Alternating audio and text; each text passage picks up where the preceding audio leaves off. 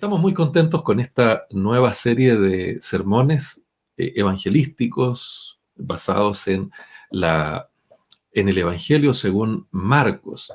Y una de las verdades profundas de este Evangelio es que nos presenta a Jesucristo como nuestro Rey. Por eso le hemos llamado así: Jesucristo es nuestro Rey. Y hoy día vamos a continuar con el capítulo número 2 del Evangelio según Marcos.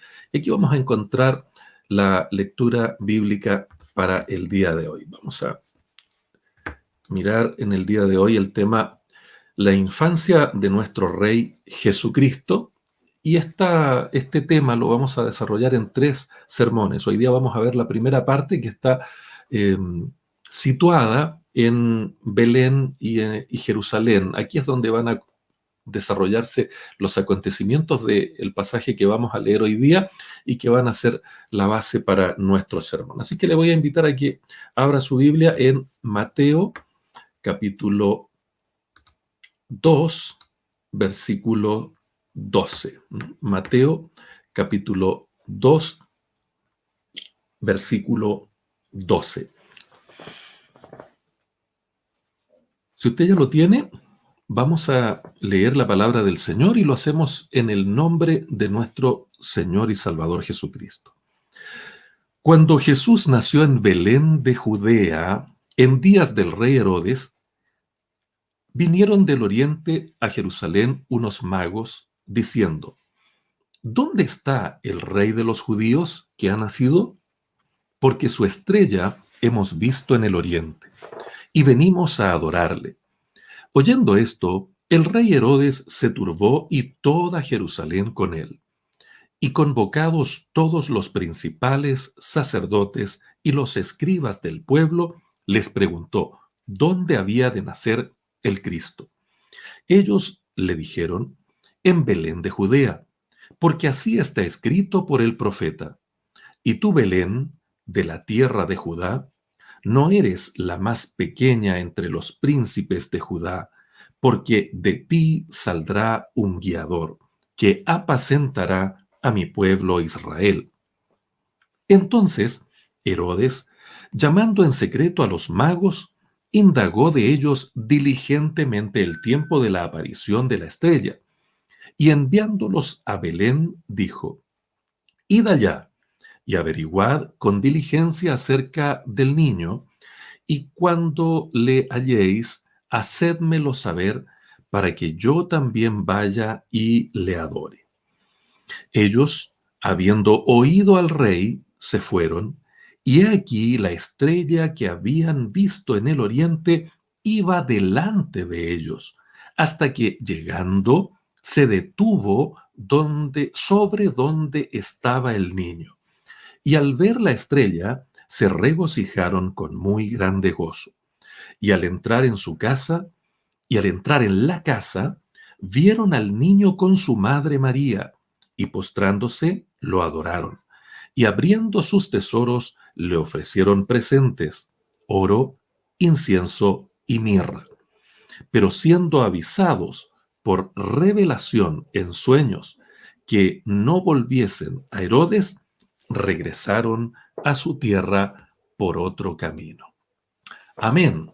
Dios bendiga la lectura de la palabra del Señor en esta mañana. Le voy a invitar a que oremos para que el Señor, en su misericordia, nos pueda dirigir para escuchar y presentar esta palabra del Señor. Bendito Dios, en el nombre precioso de Cristo Jesús nuestro Salvador, venimos ante ti para pedir que nos hables en esta mañana. Este hermoso pasaje en el inicio de este evangelio nos va a mostrar más acerca de tu realeza, acerca de tu dominio, acerca de tu gobierno, acerca de la manera en que el Rey ha venido a este mundo para darnos la libertad que necesitamos. Te pido, Señor, que en esta mañana tu Espíritu Santo guíe mis labios torpes y mis pensamientos para que sean ordenados, Señor, y puedan convertirse en pan para el que come y semilla para el que siembra, mientras tu palabra es presentada. Te damos gracias por nuestros hermanos y hermanas que con tanto cariño se conectan para escuchar este mensaje y rogamos por ellos y por sus familias en Cristo Jesús nuestro Señor. Amén y amén. Gloria al Señor para siempre. Bueno, estamos hablando en esta mañana acerca de la infancia de nuestro Rey Jesucristo. Y esta primera parte para nosotros es muy significativa, porque en el capítulo 2 vemos que Mateo relata varios acontecimientos extraordinarios relacionados con el nacimiento de nuestro Señor Jesucristo y con su temprana infancia. Vamos a ver a lo largo del capítulo 2 que estos acontecimientos tienen estrecha relación con varios lugares, como veremos hoy, fundamentalmente con Belén. Luego vamos a ver en el próximo sermón lo que ocurre con la huida a Egipto. Y finalmente, en la última parte del capítulo, vamos a ver el lugar en donde Jesucristo recibe su crianza y desarrollo principal, que es Nazaret. Adicionalmente, estos lugares y estas verdades que Mateo va a presentar aquí en el capítulo 2 de su Evangelio están presentando evidencia acerca de la realeza de Jesucristo mediante 4 referencias del Antiguo Testamento que nos van a revelar la acción soberana de Dios en todo lo que tiene que ver con la vida de su Hijo. Por eso vamos a dividir este capítulo 2 en 3 secciones y cada una de estas va a formar parte de un sermón diferente. Y en esta primera sección vamos a cubrir aspectos que son muy, muy importantes. Yo de todas maneras les recomiendo que si tienen la posibilidad, consulten un buen comentario bíblico, algún libro cristiano conservador de referencia, porque hay muchísima, muchísima información contenida en este precioso capítulo 2 y va a ser imposible para nosotros poder cubrirla completamente, pero vamos a destacar los aspectos principales. En esta sección, Mateo nos va a situar en Belén y en Jerusalén, y su narración va a ofrecernos al menos 3 evidencias que demuestran que nuestro Señor Jesucristo es el Rey. En primer lugar, vemos que Jesucristo ha nacido en la ciudad de un rey. Capítulo 2, versículos 1 al 6 que hemos leído, dicen: cuando Jesús nació en Belén de Judea, en días del rey Herodes, vinieron del oriente a Jerusalén unos magos diciendo: ¿dónde está el rey de los judíos que ha nacido? Porque su estrella hemos visto en el oriente y venimos a adorarle. Mateo nos proporciona varios datos importantes en este pasaje que concluyen o tienen como desenlace el cumplimiento de esta profecía mesiánica dada por Miqueas hace muchos años antes del nacimiento de nuestro Señor Jesucristo. Pero vamos por parte. Lo primero que se menciona acá dice, cuando Jesús nació en Belén de Judea. A esta Belén se le llama así precisamente para diferenciarla de la ciudad de Belén, distante a unos 11 kilómetros al oeste de Nazaret. Entonces había 2 Belén, una que era la ciudad, que estaba a 11 kilómetros al oeste de Nazaret, y esta que era Belén de Judea. Belén de Judea era prácticamente una villa, era un lugar más bien pequeño. En la palabra del Señor en la Biblia, partiendo desde Génesis, se le llama a este lugar Éfrata. Y la palabra del Señor nos muestra a Belén como el lugar de nacimiento del Señor Jesucristo, pero también como el hogar del rey David. Belén, como hemos dicho, es apenas una villa situada a unos 8, dicen algunos, o 10 kilómetros al sur de Jerusalén, muy cerca del camino que conduce a Hebrón y al Negev. La tradición de que Jesús nació en una cueva de Belén es muy antigua y data aproximadamente del siglo II, cuando Justino, llamado el Mártir, identificó una cueva en este pequeño poblado como el lugar de nacimiento del Señor Jesucristo.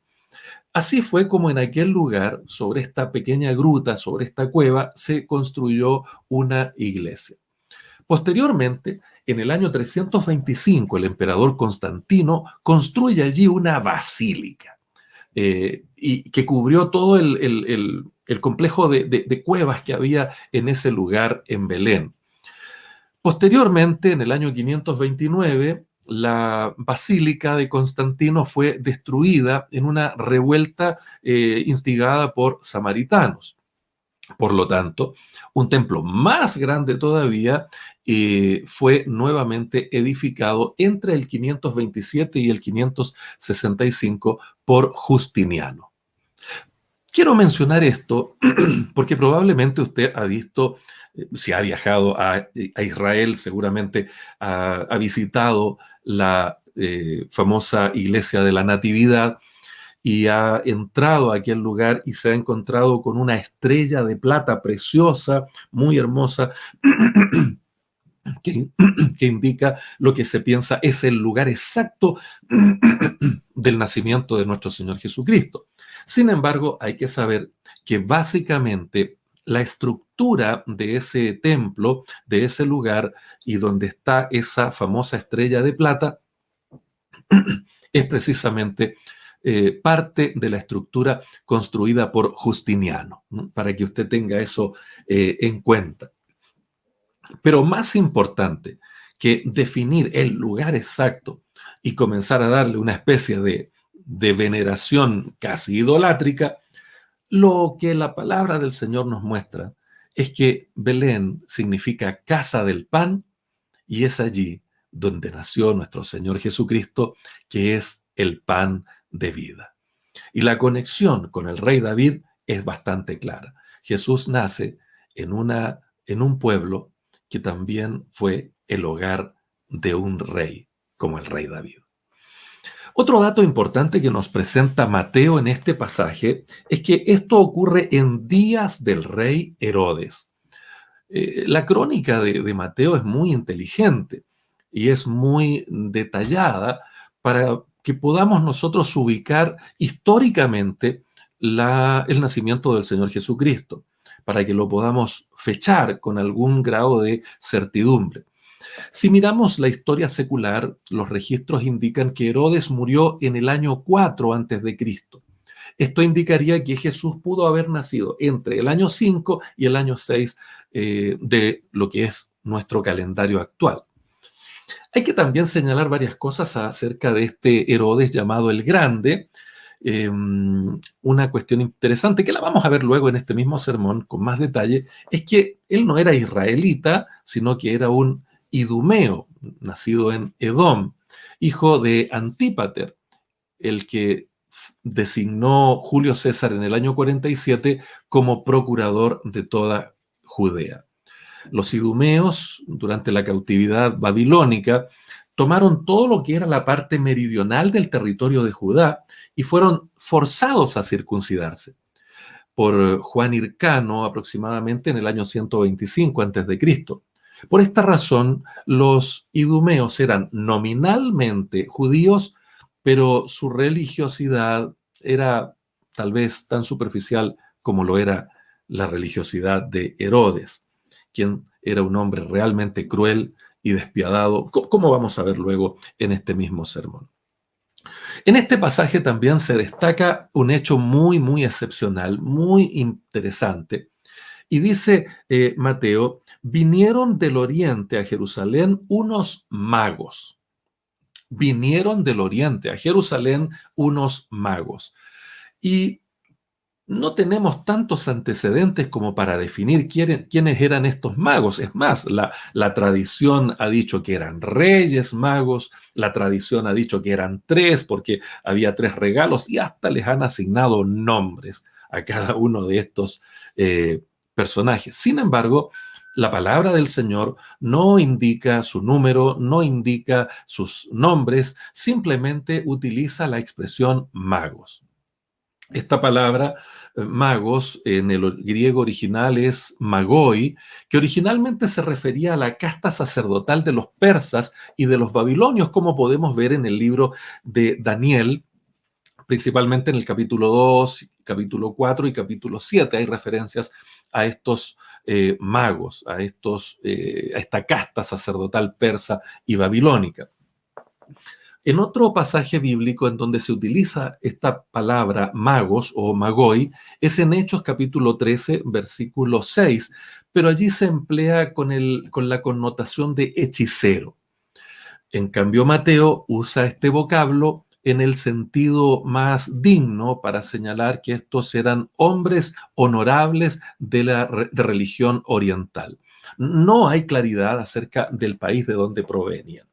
Bueno, tengo que decir que los comentaristas bíblicos, los predicadores, han formulado muchas especulaciones, posibilidades, ideas, han hecho conexiones muy eruditas, muy brillantes, pero seamos claros, no hay certeza ni certidumbre de quiénes eran estos personajes. Por eso me gusta mucho lo que dice J.C. Ryle en su comentario acerca de Mateo. Él dice lo siguiente, y se los voy a leer textualmente. No se sabe quiénes eran estos magos. Sus nombres y su lugar de procedencia también se nos ha ocultado. Lo único que se nos dice es que venían del oriente. Si eran caldeos o si eran árabes, no podríamos afirmarlos. Si aprendieron que habían de esperar la venida de Cristo a partir de lo que les proporcionaron las 10 tribus que estuvieron en la cautividad en esa zona, o si la obtuvieron de las profecías de Daniel, dice Ryle, no lo sabemos. Por lo mismo vamos a mantener entonces esta incertidumbre. Valoramos y apreciamos muchísimo lo que hacen muchos predicadores y comentaristas bíblicos para tratar de definirlo, pero ciertamente no podríamos dar una respuesta concreta. Lo relevante entonces acerca de estos magos orientales es esta pregunta que hacen en este pasaje. Céntrese, por favor, en el versículo 2, donde dice allí, diciendo, ¿dónde está el rey de los judíos que ha nacido? Porque su estrella hemos visto en el oriente y venimos a adorarle. Ni los nombres, ni la nacionalidad, ni las actividades que realizaban fueron tan impactantes como esta pregunta que formularon a Herodes y a todo el pueblo en Jerusalén. Y es increíble el revuelo que esto produjo y los eventos que desataron esta tremenda pregunta. ¿Dónde está el rey de los judíos que ha nacido? Hagamos algunas apreciaciones, algunas precisiones acá. Si miramos este versículo 2, nos vamos a dar cuenta que ellos mencionan que vieron su estrella, es decir, la estrella del niño que había nacido, de este rey de los judíos que había nacido. Si comparamos a los magos con los pastores que estaban allí en Belén, podemos recordar que fueron ángeles los que les avisaron a los pastores del nacimiento de Jesús, como nos relata Lucas en su Evangelio. En el caso de los magos, notamos que Dios utilizó otro medio, un medio que les era más familiar para comunicarles este evento glorioso, que era esta estrella. Evidentemente, entonces, estos investigadores, astrónomos o astrólogos, estos sabios orientales, notaron rápidamente la aparición de una nueva estrella brillante y muy llamativa. Lo que nos llama también la atención es el uso del pronombre posesivo. Ellos se refieren a la estrella como su estrella. Y de alguna manera, no sabemos cómo, llegaron a la conclusión de que esta estrella estaba relacionada con la esperanza mesiánica, con el nacimiento del rey de Israel, y algo les empujó a realizar una travesía impresionantemente extensa para venir a adorarle. Qué gran contraste, ¿no? Qué gran contraste con los escribas y los fariseos, que sabían por la palabra de Dios de manera concreta y puntual hasta el lugar exacto del nacimiento del Mesías, porque tenían conocimiento de las escrituras. Pero qué diferentes los vemos aquí en comparación con estos magos orientales. Los escribas y fariseos tenían una motivación completamente distinta. En cambio, estos magos tenían la motivación correcta de venir y adorar al Señor. Esta evidencia bíblica del lugar de nacimiento del Rey Jesucristo es impresionantemente puesta en labios de los escribas y de los fariseos. Mire el versículo 2, el versículo 3. Oyendo esto, el rey Herodes se turbó y toda Jerusalén con él, y convocados todos los principales sacerdotes y los escribas del pueblo, les preguntó dónde había de nacer el Cristo. Ellos le dijeron, en Belén de Judea, porque así está escrito por el profeta. Y tú, Belén, de la tierra de Judá, ¿no eres la más pequeña entre los príncipes de Judá? Porque de ti saldrá un guiador que apacentará a mi pueblo Israel. Qué impresionante es el hecho de que la pregunta de los magos dejó a Herodes completamente turbado. Este hombre ambicioso, cruel, como vamos a describir más adelante, quedó realmente turbado, quedó impactado. Esta expresión implica angustia, implica aflicción, se sintió en peligro, se sintió con una necesidad tremenda, lejos de gozarse con la epifanía, con la manifestación del Señor. Él se sintió angustiado y afligido, en peligro de perder algo. Qué tremendo, qué tremendo.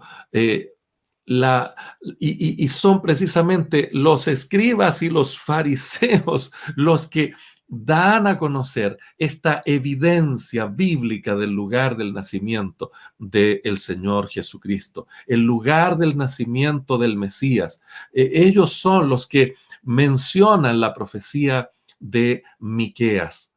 Qué diferente, qué contraste vemos entre los magos y entre los escribas y fariseos frente a esta evidencia contundente. En este punto de la prédica quisiera mencionar a modo de ilustración lo común que se ha hecho oír en este tiempo la expresión desclasificar. Se desclasificaron los documentos del Pentágono, nos han dicho. Se desclasificaron los documentos reservados y secretos de la CIA o alguna otra organización. Y esto se hace en alusión a develar hechos de corrupción cometidos en el pasado que implicaron el ocultamiento de evidencias o el falseamiento de hechos verídicos para que ciertas autoridades pudieran lograr sus oscuros objetivos. Con el paso del tiempo se decide desclasificar archivos y documentos, dándolos a conocer al público, probablemente con la intención de aquietar un poco las conciencias o evitar juicios posteriores que pudieran realizarse.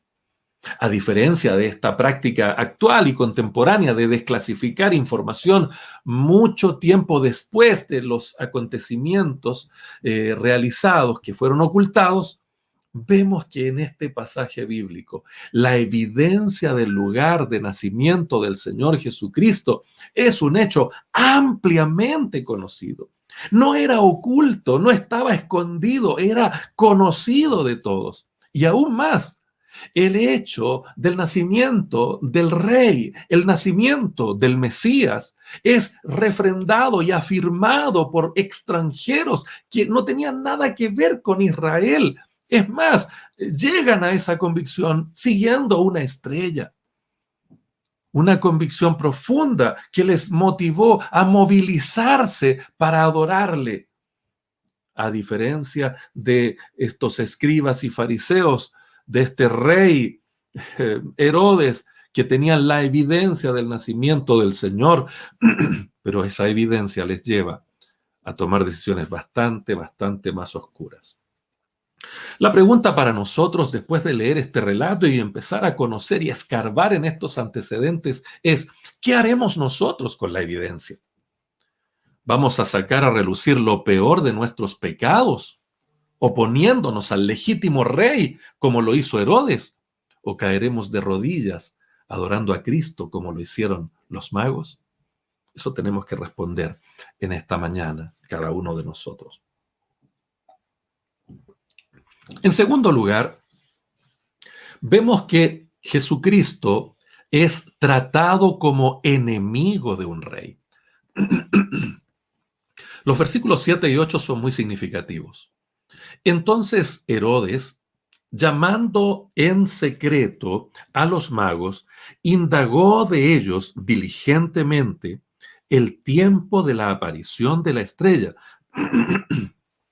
Y enviándolos a Belén, dijo: Id allá y averiguad con diligencia acerca del niño, y cuando le halléis, hacédmelo saber, para que yo también vaya y le adore. Increíble, increíble. Cuando leemos estos dos versículos y vemos la intriga, vemos la maldad, vemos el odio y el rechazo que había en el corazón de Herodes en contra del Señor Jesucristo, los planes macabros que tenía, nos resuenan con mucha fuerza las palabras del Evangelio de Juan, que dice en Juan capítulo 1, versículo 11, a lo suyo vino y los suyos no le recibieron. El viejo Herodes comienza aquí a exhibir sus instintos conspirativos que le han acompañado durante toda su vida. Vemos en el texto que llama en secreto a los magos, indagó diligentemente el tiempo de aparición de la estrella, está anotando todos los datos, está sacando cálculos y los envía a Belén y les hace creer que va también él a adorar a este rey y les pide averigüen con diligencia sobre el niño y cuando le hallen, háganmelo saber. Qué terrible, qué maldad, cuánto odio había en el corazón de este monarca. Si tomamos algunos datos históricos acerca de Herodes, vamos a ver que es el historiador judío Flavio Josefo quien lo llama Herodes el Grande. Lo más probable es que este término se lo haya asignado Josefo para referirse principalmente al hecho de que era el hijo mayor de Antípater. Este Herodes llamado el Grande fue un político muy astuto, fue un gran soldado, fue un orador brillante, un declamador, todo esto lo dice la historia, y principalmente fue un constructor, un edificador de enormes, de edificaciones muy grandes, muy impactantes, entre ellas, por supuesto, el famoso templo de Herodes. La historia secular destaca que varios de sus proyectos de construcción sirvieron como escenario para varios de los eventos que nosotros hoy día miramos y estudiamos en el Nuevo Testamento.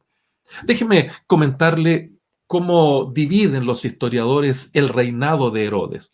Los historiadores identifican al menos 3 etapas o 3 periodos.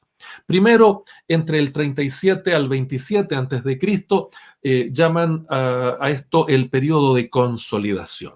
¿Y por qué lo llaman así? Porque en ese periodo, en esos años, Herodes impresionó a los romanos, impresionó a Roma con su habilidad para pacificar a los judíos, cuya tierra natal él había ocupado. Herodes fue capaz de recaudar impuestos y de sofocar todos los levantamientos de su época. Esto fue impresionante para los romanos. Después, el segundo periodo, desde el 27 al 13 antes de Cristo, se denomina el periodo de paz y prosperidad en el gobierno y reinado de Herodes. Él construyó fuertes que habían sido previamente destruidos, instituyó los juegos, muy popular en los dictadores, ¿no? Y comenzó a reconstruir el templo de Jerusalén.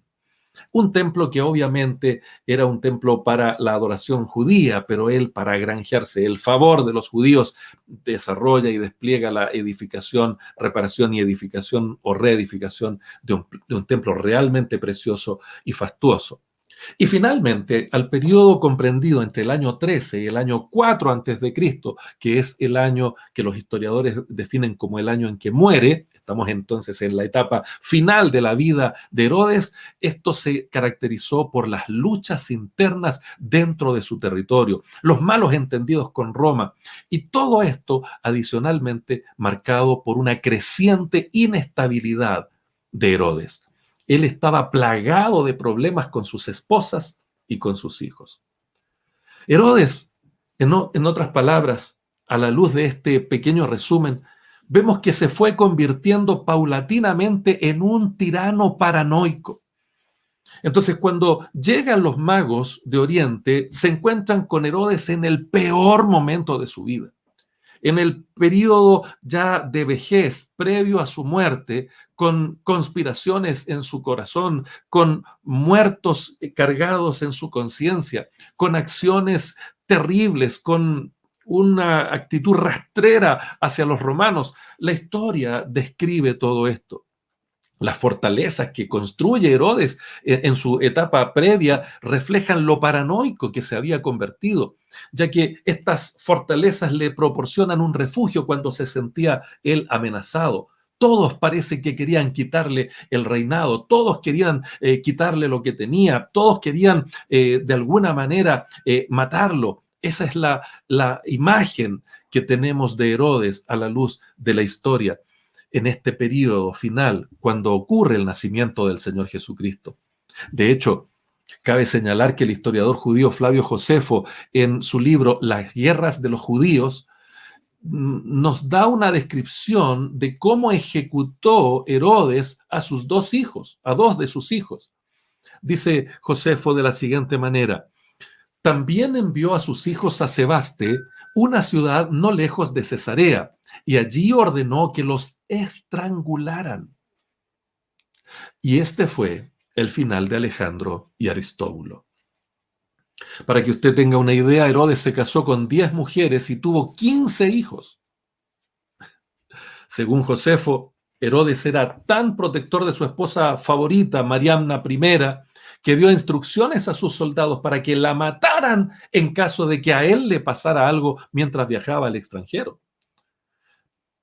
Ahora, usted me dirá, pero ¿para qué se casó con esa mujer? Entonces, bueno, hay que saber que esta muchacha era una joven judía asmonea. Los judíos tenían confianza en los asmoneos. En cambio, como Herodes era un idumeo, entonces contrae matrimonio con María I para granjearse el favor de los judíos. Todo eso de alguna manera sirvió un tiempo, pero después no, y luego tuvo que volver a intrigar y finalmente terminó asesinando a esta esposa a la que aparentemente tanto amaba, no solamente porque, como era asmonea, significaba también un potencial rival en su contra, y además era una mujer que decía lo que pensaba. Después de que Herodes mató a los padres de Mariam I y sus reclamos lo llevaron también a ejecutarla y a juzgarla. Por esto, mis queridos hermanos, estos pequeños datos históricos nos pueden dar luces de el efecto que tuvieron las palabras de los magos en Herodes. Cuando ellos dicen ahí en el versículo 2, ¿dónde está el rey de los judíos que ha nacido? Imagínense el efecto que esas palabras provocaron en Herodes. Imagínense el miedo, el odio, las sensaciones. Él había matado a cantidad de personas de su propia familia, incluyendo a sus propios hijos. ¿Cómo no iba a matar a este niño que estaba naciendo y que había personas extranjeras que lo consideraban un rey? Herodes llenó su corazón nuevamente de este instinto asesino. Y comienza esta búsqueda desenfrenada y paranoica por asesinar al niño que estaba naciendo en Belén. Para ilustrar esto, podemos recordar al antepasado de Jesús, el rey David, sufriendo la persecución de Saúl. Sin embargo, ahora vemos al propio Señor Jesucristo, siendo todavía un bebé, recibiendo el rechazo, el odio y las maquinaciones de uno de los más emblemáticos tiranos de toda la historia. Sin embargo, por muy perverso que nos resulte el relato biográfico de Herodes, si somos honestos con el Evangelio, debemos reconocer que todos nosotros somos pecadores. Y en el fondo de nuestra naturaleza pecaminosa, cada día llevamos un pequeño dictador en potencia, ansioso de poder, egoísta, calculador y dispuesto a lo que sea con tal de mantener los privilegios de una posición que no nos pertenece.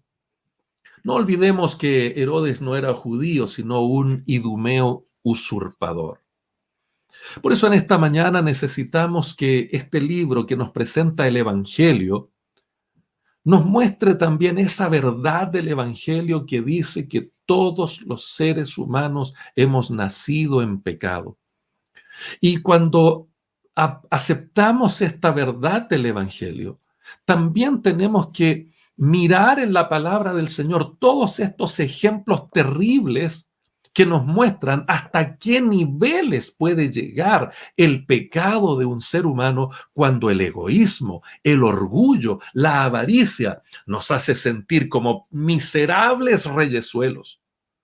La historia del rey legítimo, nacido en Belén, profetizado por Miqueas y reconocido hasta por magos paganos, también es una historia de rechazos.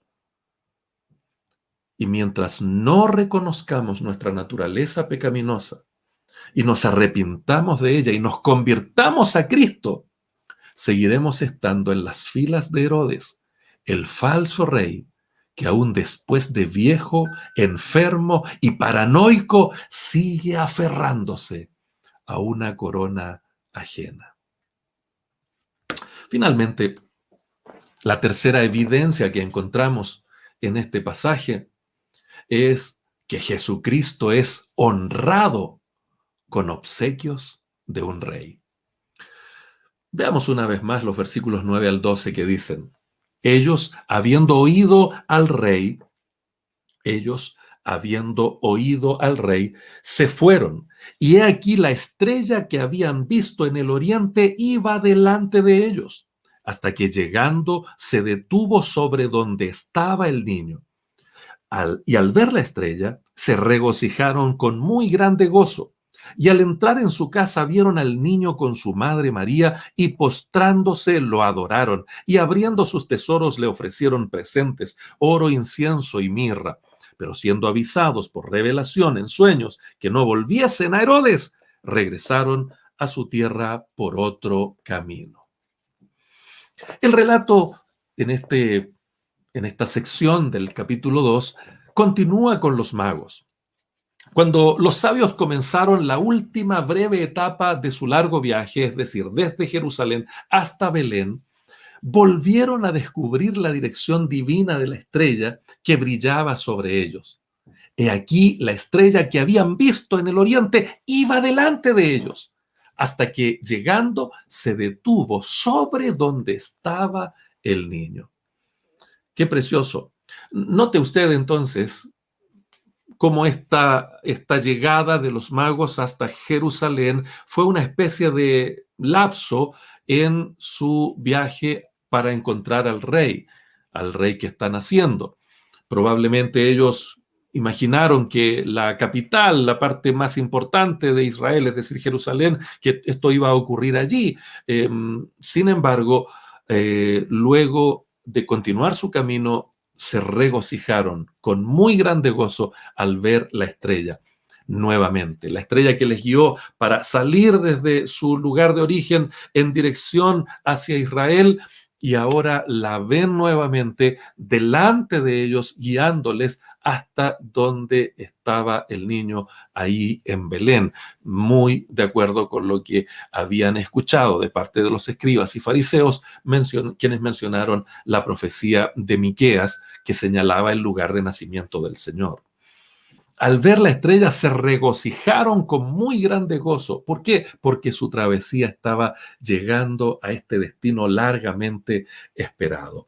Déjeme mencionar un par de detalles importantes acá que de alguna manera contradicen todo lo que tradicionalmente se celebra en Navidad o las imágenes que están en nuestra cabeza desde niños.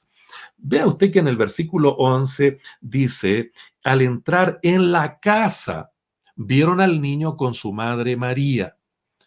¿Qué significa eso? Que los magos nunca estuvieron en el pesebre.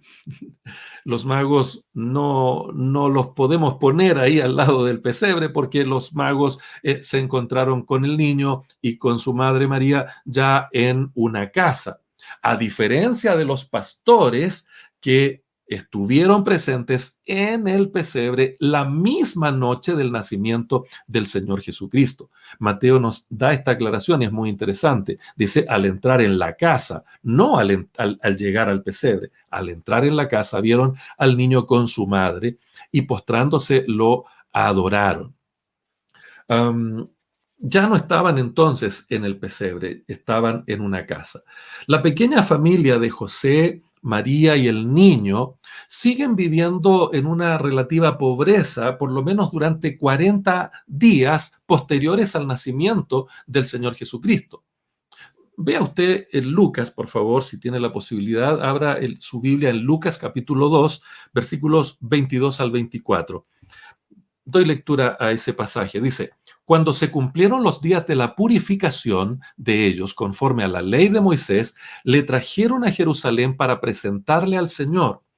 Como está escrito en la ley del Señor, todo varón que abriere la matriz será llamado santo al Señor. Y para ofrecer, conforme a lo que se dice en la ley del Señor, un par de tórtolas y 2 palominos.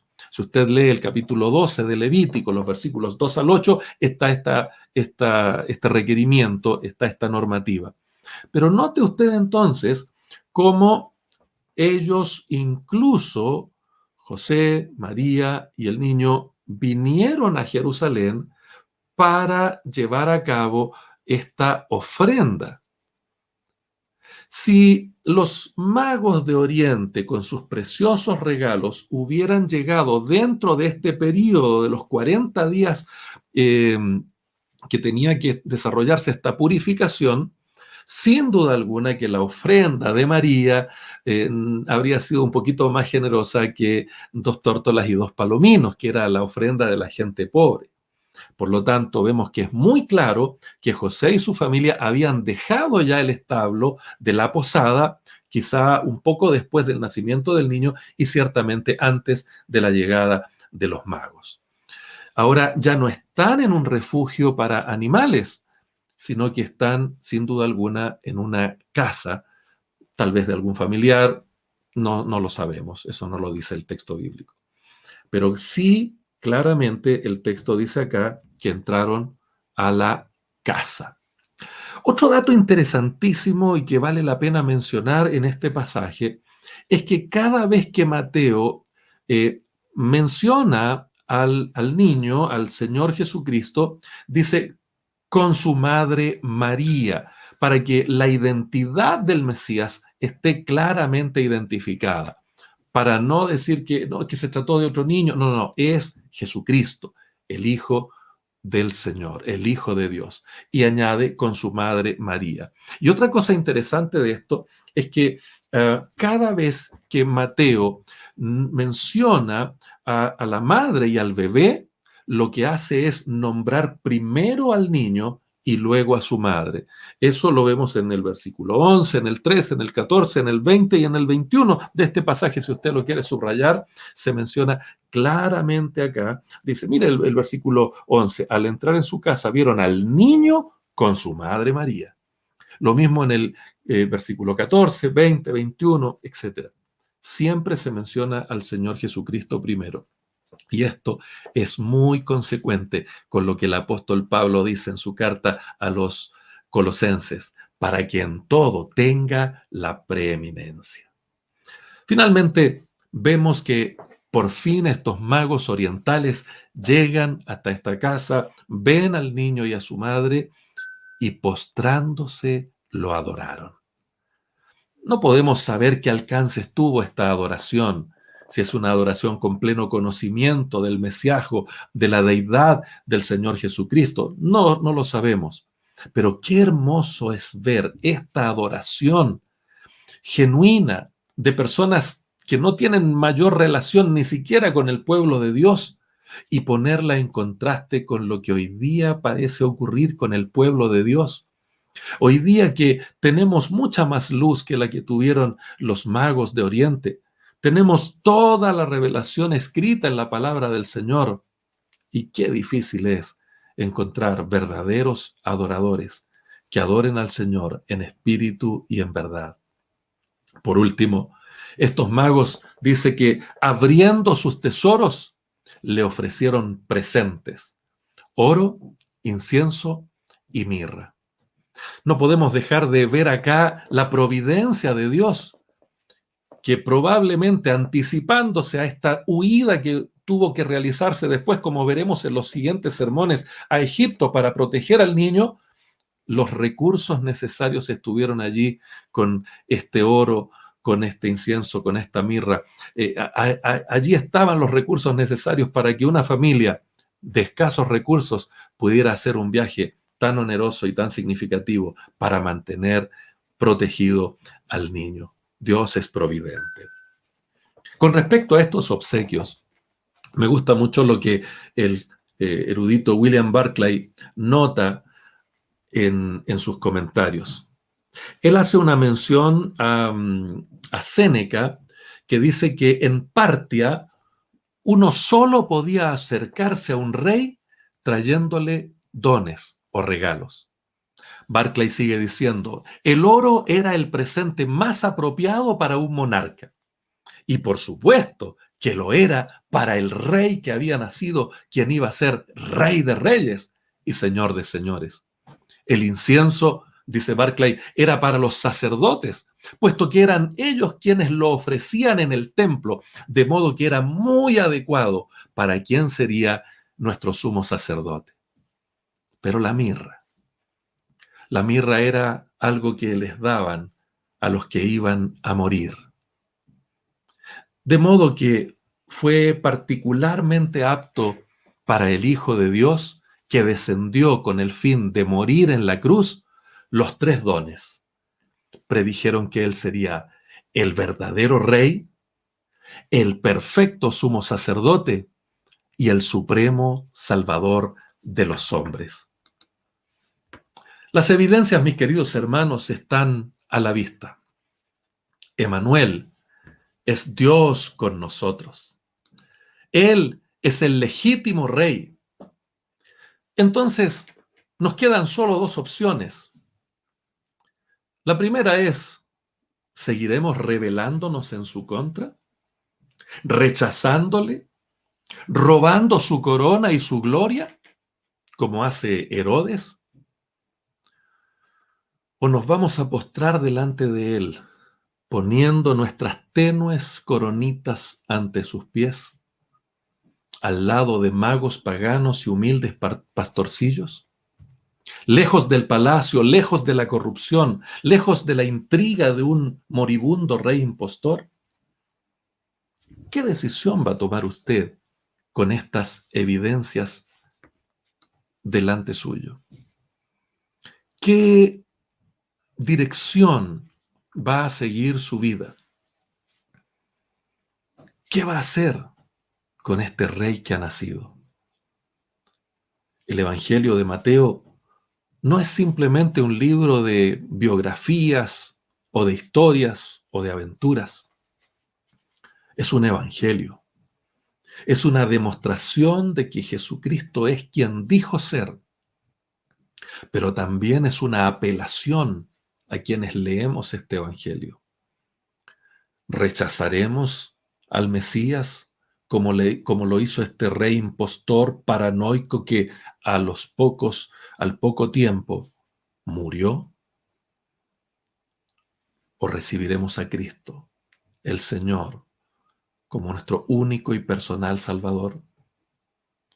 Si tiene alguien en su casa que necesita tomar esta decisión, o si usted es esa persona que necesita tomar esta decisión, déjeme decirle que este es un momento clave en su vida. Todos nosotros en algún momento nos enfrentamos a esta decisión. ¿Seguiremos creyendo a las patrañas del mundo?